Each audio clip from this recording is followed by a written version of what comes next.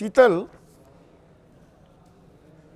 Delhi to Lucknow लड़ाई कप्तान की, राष्ट्रीय परिप्रेक्ष्य में कप्तान कौन होगा और लखनऊ में यानी कि उत्तर प्रदेश का बीजेपी का कप्तान कौन होगा, यह सवाल का कुछ जवाब कल आता दिखेगा। पर यह इतना सस्पेंस क्यों बना हुआ है भाई? ये सस्पेंस थ्रिलर की तरह अनफोल्ड क्यों कर रही है स्टोरी?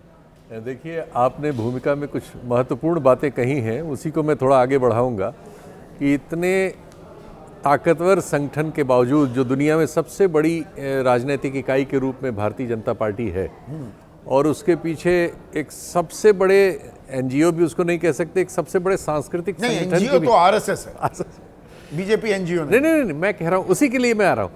तो एक जो सांस्कृतिक संगठन है उसके पीछे इतना बड़ा, वो भी बहुत बड़ा, लेकिन वो उन मूल सवालों को ले पाने में असफल है कि एक, इस तरह के चुनाव लोकतांत्रिक तरीकों से हों, जैसा आपने कहा कि ये दोष दूसरों पे बताए जाते हैं, लेकिन आपके यहाँ भी वही हाल है। दूसरे, क्या जो हमारी सामाजिक संरचना की समस्याएं हैं जैसे जाति, धर्म, इन सब का भी हम सामना करने की स्थिति में नहीं है। ये सबसे बड़ी बात ये उभर के आती है कि इन चीज़ों का हम उत्तर नहीं दे पा रहे हैं। लगातार दर लगातार हम जातियों में से ढूंढ रहे हैं कौन नायक बने, कौन चुनाव जिता सकता है, किसको लेने से कौन बनेगा प्रदेश अध्यक्ष बीजेपी का यूपी में, कौन नामांकन, इकलौता नामांकन होना है, इसमें तो कोई शक व शुबा नहीं हो सकता। जी। कोई दो राय नहीं जी। तो कौन भरेगा नामांकन? देखिए, जो गुणागणित बताया जाता है उसमें यह है कि सवर्ण की जगह ओबीसी को प्राथमिकता देने की कोशिश है। वो अखिलेश का झटका है, उसका सुधार, वो छिटका हुआ वोट बैंक वापस लेना जी। अब ओबीसी में फिर वो 4 वहाँ प्रमुख वर्ण हैं जो मतलब ग्रुप्स हैं, उसमें अब चूंकि यादव तो सामने है तो यादव को तो नहीं देखेंगे, वो कुर्मी में देख सकते हैं, जो एक कुशवाहा मौर्य शाक्य है इसमें देख सकते हैं, लोधी में देख सकते हैं। नहीं, ये तो मालूम है। आप किस पर दांव लगाएंगे कि बीजेपी की पसंद ये होने वाले हैं? क्योंकि ये चयन है, ये चुनाव तो नहीं होगा। मुझे 2 नाम लगते हैं, या तो साध्वी निरंजन ज्योति या पंकज चौधरी, इनमें से कोई एक मुझे, मतलब कुर्मी को साधने की कोशिश होगी, कुर्मी वोट बैंक चिटका है। विजय त्रिवेदी, कौन कल नामांकन भरेगा? ओबीसी। हाँ, पहले ब्राह्मण मतलब के नाम को लेकर कि हरीश द्विवेदी या गोविंद शुक्ला, कोई सवर्ण चेहरे की अगर बात की जाए, सवर्ण चेहरे का नंबर नहीं आने वाला है। अब ऐसा लग रहा है, पहले हरीश द्विवेदी जी का नाम, ब्राह्मण अध्यक्ष का नाम चल रहा था, चर्चा चल रही थी, लेकिन अब कुल मिलाकर जो हुआ, जिसका जिक्र आपने भी किया कि पीडीए की एक पॉलिटिक्स का भारतीय जनता पार्टी देख रही है, और मेरे ख्याल से आज रात को प्रधानमंत्री जी के साथ बातचीत है, ये जो सब लोग मिलकर आए हैं, बहुत से तो मैं लोगों से बात कर रहा था, उत्तर प्रदेश के जो पत्रकार हैं, जो अच्छे जानकार हैं, वो कह रहे हैं वो योगी जी को ना कोई हूटर बजाते हुए घूमे, वो सुहाता नहीं है। हरीश द्विवेदी की दिक्कत वहां पर आ जाती है।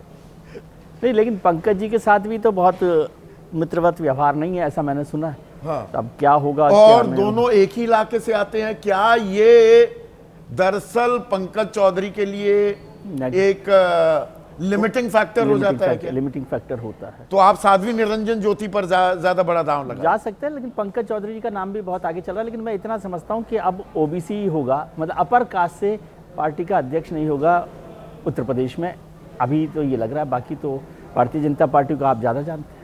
तो मतलब मंडल कार्ड खेलेगी बीजेपी, राकेश शुक्ला यूपी में। संदीप भाई, हम जो भाजपा का प्रदेश अध्यक्ष का जो चुनाव होने वाला है, उसमें ना तो हम सामाजिक समीकरण देख पा रहे हैं, ना ही क्षेत्रीय समीकरण, सारा राजनीतिक समीकरण।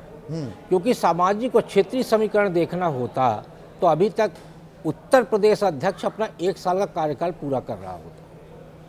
तो राजनीतिक समीकरण ये है कि भले ही योगी जी की पसंद का 100% वाला ना बने, लेकिन योगी जी की नापसंद वाला तो नहीं बनेगा, नहीं बन सकता। मतलब दिल्ली की पसंद वाला नहीं बन सकता। मैं ये कह रहा हूं, मैं इसको इस तरह से भी देखूंगा ना, योगी जी की नापसंद वाला नहीं बन सकता तो दिल्ली की पसंद वाला भी नहीं बन सकता। अब वहां पे यदि इतना आसान होता प्रदेश अध्यक्ष का चुनाव, तो मुझे लगता है पहला राज्य उत्तर प्रदेश है जहां संघ को मैदान में उतरना पड़ा। आप पिछले दिनों देखिए 3 घटनाएं हैं। पहली घटना धर्म ध्वजा का जब हुआ अयोध्या में, तो मोहन भागवत जी अयोध्या में थे और योगी जी भी अयोध्या में थे। दोनों की मुलाकात में क्या बात हुई ये तो नहीं पता, लेकिन मुलाकात तो हुई है। उसके बाद पिछले दिनों अभी लखनऊ में एक बड़ी महत्वपूर्ण बैठक हुई जिसमें संघ और भारतीय जनता पार्टी के बीच में समन्वय का कार्य देखने वाले अरुण कुमार जी गए और उनकी योगी जी के साथ अकेले मुलाकात हुई। देखिए, 2 मुलाकातें हुई, एक अकेले मुलाकात हुई और दूसरी BL संतोष जी की मौजूदगी में मुलाकात हुई। तो अब आप सोचिए कि ये मुलाकात क्यों हुई। तो इतना आसान नहीं है प्रदेश अध्यक्ष का चुनाव। नहीं, इसमें सिर्फ खेल दिल्ली और लखनऊ का ही है या नागपुर का भी तो दखल होगा, या नागपुर से भी तो स्वीकृति नागपुर नहीं चाहता कि लेनी होगी ना। नागपुर नहीं चाहता कि योगी जी के लिए कोई ऐसा खतरा पैदा हो जो 2027 के विधानसभा चुनाव को हिला दे। इसलिए नागपुर मध्यस्थता कर रहा है कि प्रदेश अध्यक्ष नहीं, पर वहां प्रदेश तो अध्यक्ष योगी जी की पसंद का भले न बने, लेकिन उनकी नापसंद का अध्यक्ष नहीं बने।